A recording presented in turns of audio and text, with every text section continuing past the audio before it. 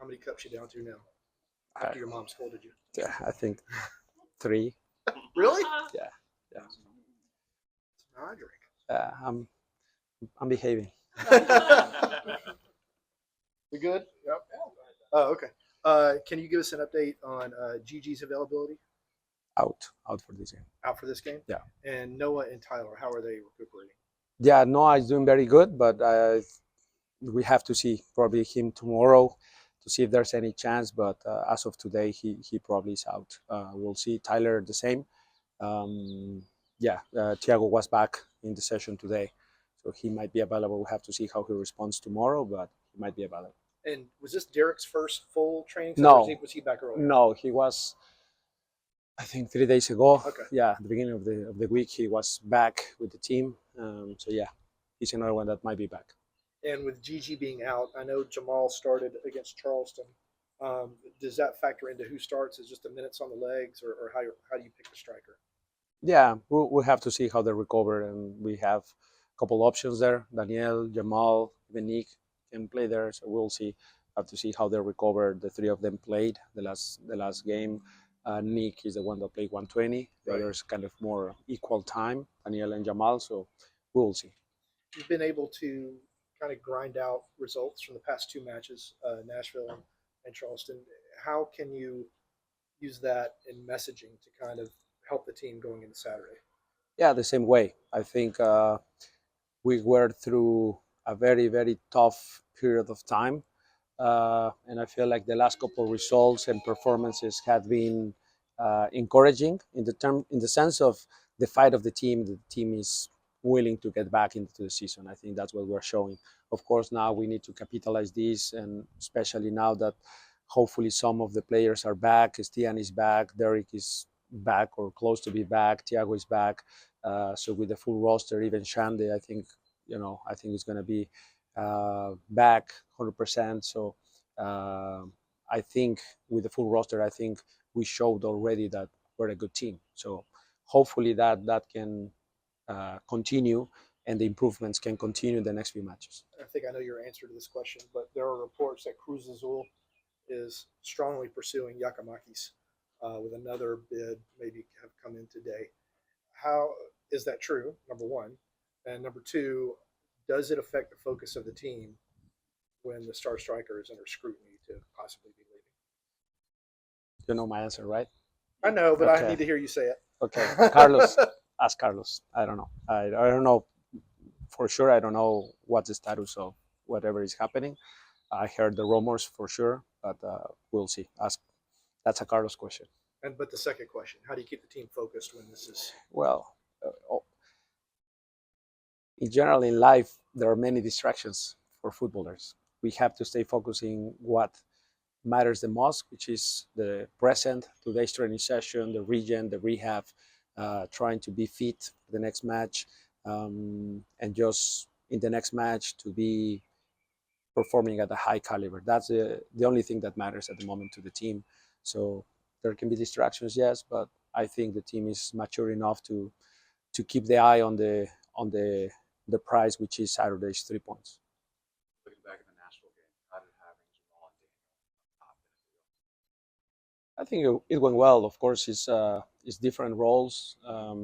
It's a different kind of game plan for sure. A little bit more direct, maybe a bit more crosses, but overall, those two were putting a lot of effort, a lot of grinding, pressing, chasing, making runs in behind, trying to stretch as much as they could the back line of Nashville. So it wasn't an easy task, but I think they did pretty well.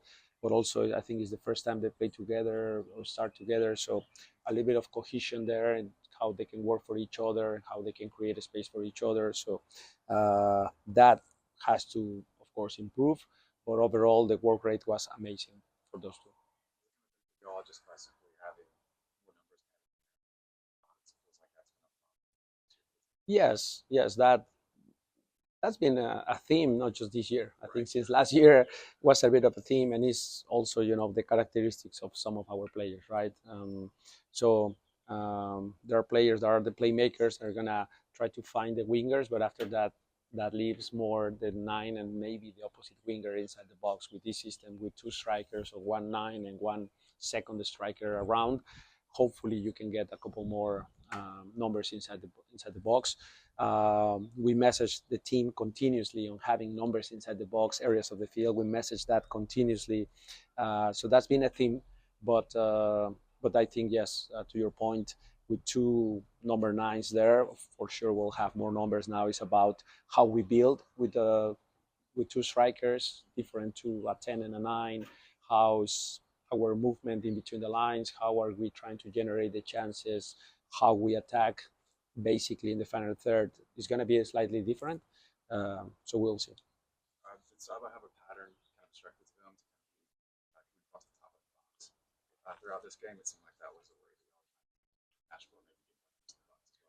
Yeah, there are different areas, and there are certain opponents that protect certain areas more than others. So there are certain games where it's more the far post, some other moments where it can be the penalty with that, diagonal run into that area, pretending he's going to the far post, going inside. So it depends on the opponent at times. That's where Rob and Diego and Eugenio, the coaches, Jose, the video analyst, they do very well is messaging those little details to the attackers on where they can move better. But it depends game by game. We were talking to Dax earlier, and he was saying that there was an emphasis on, for him at least, on wanting to score early, especially at home, to kind of get the game state in the team's favor. Is that something that you've also messaged, or is that just kind of coming from him and his own personal? Yeah, I think it's part of the message. I wouldn't say like I message always, score the first goal, because that's kind of always the objective, right? To score. But what we said is being on the front foot and proactively trying to attack and create chances as soon as possible, and high value chances. For sure, I've been mentioning that scoring the first goal gives us the most probabilities to win matches. So we need to try that, especially at home.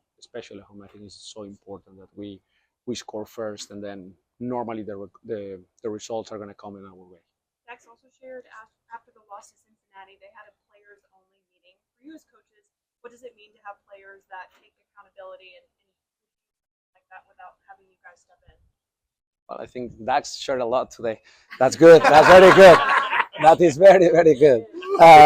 So, yeah, it is. No, it's good. It's good. I really like it because it's in the minds of the players, and they care, and they have that in here, which we coaches, we like that. And yeah, I agree. I think the accountability, the responsibility, but overall the commitment of the team. Teams don't come off a game like that against Cincinnati, and then they put together that meeting that they had. And I won't share the details, but it was really good, really positive for me that the players show that they care about the team, about the club, about the status, about the image of the team, and they want to get out of this situation. So for me, that was excellent. Have you ever been through a stretch like this as a player, anytime in your coaching career? I mean, and if so, Dax, I'll go back to Dax. He said it just takes one thing to kind of get it going. Would you agree with that? Yeah, of course. I mean, I went 3 times fighting for relegation in Mexico. One time, the owners didn't pay us for 2-3 months.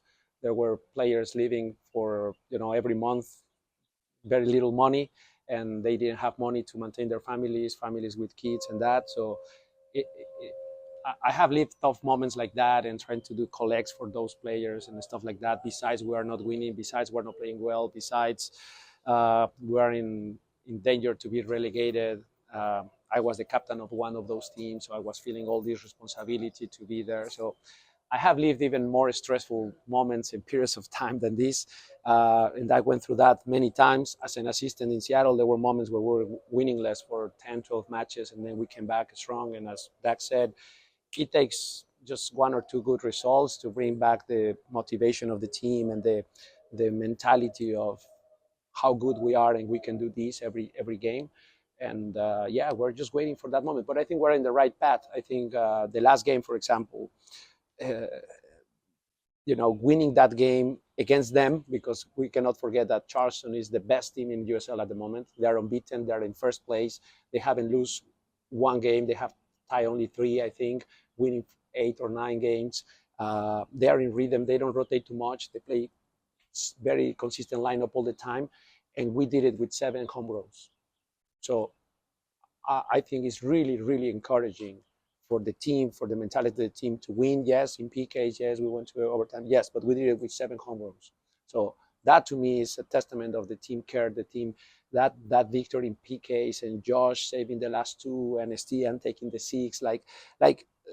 There are many, many positives out of that, and we have to hold on that positivity of the team, that grinding, that mentality of those players that fought really, really hard on Tuesday, and then put that together on Saturday, and hopefully we're a bit better rhythm, a little bit more cohesion, a little bit better football, and then we can be again dominant at home. And I think that's the hope. But again, we're waiting for those couple results to bring back those emotions, those sensations of we're a team that is really, really powerful. Kind of following that, I was just kind of curious though, how much like confidence can you gain from a win like that, especially when like it's not your starting 11 necessarily, your entire starting 11 that's in a match for that win.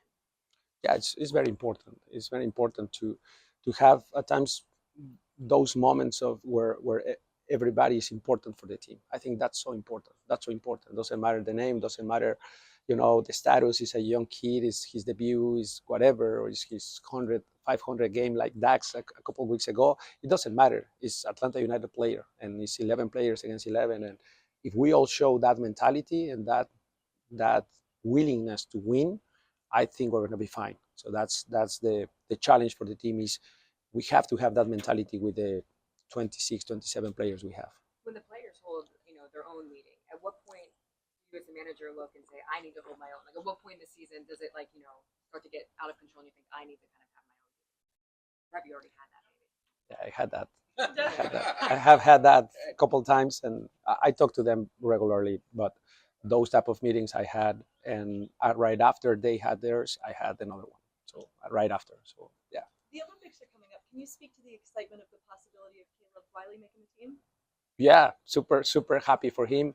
I think is Caleb Wiley always brings a smile on my face because he's a lovely kid. He's a great talent that we were able to develop in this system. I always, when I start to talk about Caleb Wiley, always comes to my memory his first game against Kansas City, scoring that great goal with his parents celebrating on the. I love that image of his parents celebrating on the back. And it's a great story for the academies, great story for Caleb, for his family. And he already played a World Cup. He already played almost 3 seasons as a starter regularly.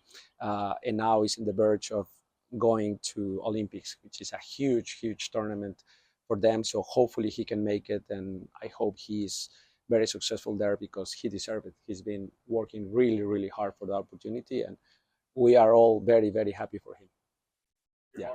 Yes. I'm curious, question here, but this team obviously was built to the guys you brought in over the offseason. It was built to do better than last year, and I know and some of the same challenges last year of focus and then giving up goals after you score. Those have happened, and Dax was talking about players need more focused. And I'm curious, is it fair to say that if maybe something isn't quite working, whether it's messaging or the leadership or whatever, that something isn't quite right the way it should be? Yeah, I don't understand the question. Is it fair to say that something doesn't seem to be working the way it ought to be within the team? Well, yeah, of course. I mean, yeah. Yes, I mean, yes. It's a yes or no question, or you want me to expand on that? If you could, that'd be great. Yeah, I mean, it's of course something's not working, but I would challenge you with the way you phrase your question is like we brought other players. Are they playing? Right. Like look at the percentage of minutes that Estian has played. Look at the percentage of minutes that Derek Williams played. Look at the percentage of minutes that Gigi has played. Shande. I think none of them have passed 50% of the minutes. So you're saying about we bring players to do better. Yeah, that's right. We did that, and we were when we had full squad, right? Then you lose a couple pieces, and I think the performance was maintained for a few weeks. But then after that, and we did start, especially that game against Philadelphia, that game against Cincinnati, where I think we played really well against 2 very powerful teams without some of the names that I just mentioned. We did really well, and we didn't win. And I think after that, I think the team, of course, starts to be a little bit, not very confident. And from there, we struggle in a couple results and a couple performances for sure. But we haven't seen all the time those type of players that you are mentioning. So yeah, I don't think it's fair to say that the way you phrase the question, like we brought those guys, but they haven't played all the time. So Do you feel like it's been fair to you that this bad luck with injuries 2 years ago, you had a team that at one point had 5 guys starting who were even on the roster at the beginning of the year. This year, the spine of the team you've lost for a good part. Has it been a fair test for you as a coach to get the best out of this team? it's been a great test for sure. Of course, you don't expect those. I was mentioning this that I never had this amount, and especially in the spine of the team, in my previous experience with Sounders. Like, yes, we had, Jordan Morris ACL at some point, but the others in the spine of the team were normally there. Were normally very consistent. A few moments, but nothing like this. It's been like I think we have played 13 games in the league, and then 2 in Open Cup, 15 games, and I think I have had injuries in almost 15 times to different players. So it's difficult, not just the next game when you miss those players because they got an injury, but during the game you lose Thiago in the 14th minute against Cincinnati, and then you lose Gigi almost at the 60th. And you have to adjust, and you have to at times improvise a little bit because you are not expecting those in your game plan, and at times you plan certain subs in certain scenarios, but it's so difficult to plan certain scenarios with injuries. So then it's been challenging in that sense, but I have to be the first one to be positive about it. I have to be the first one to encourage my players. Doesn't matter who it is, who's on the field. We have to try to perform the same, and we have to find ways to get results. And at times, yes, we miss a couple important pieces. But I can say that Luis Aram have had very good games. Noah have had very good games. Tyler, Edwin, Jamal scored 3 goals. Daniel Rio scored a goal and assist, goal in Open Cup. Like, they have been very good. It's for me at times the cohesion part that we are missing because they were important pieces, and the connection some of them already had from last year. So I think that's the piece that we miss at times. But I think the desire of the team is here, and hopefully once we are all together again and we have all the pieces, hopefully we can be again who we know who we are. Okay. Thank you.